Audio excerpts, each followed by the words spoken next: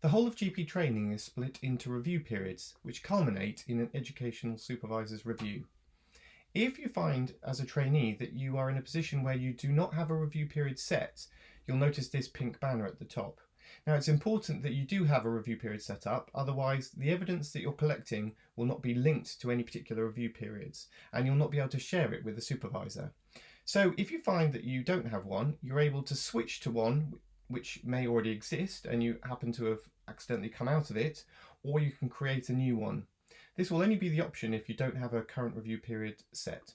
So if you click on this button, it will show you your trainee journey here, and if there are review periods, the ones you can click on. So if there's one that already exists, then at the time of this line, which is where you are now, then you should click on that.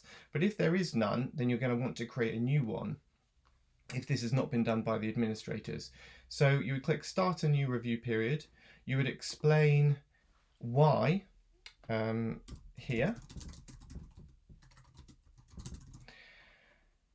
just for audit purposes, and then it would create your review period. Now automatically that will be set for 6 months on the training journey picture, but actually the date here is not set because that would be the date of the ESR which your educational supervisor would set.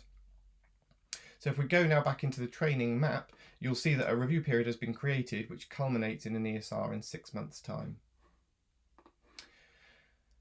This trainee has got an ES which has been allocated to them because of the post, but if it turns out that this is not their educational supervisor, or if you find that you don't have a supervisor and you should have, if you click on the supervisor button, you'll be able to go in and change the roles of this person, or if there are any other supervisors linked to your portfolio under posts, then you can make them your supervisor here.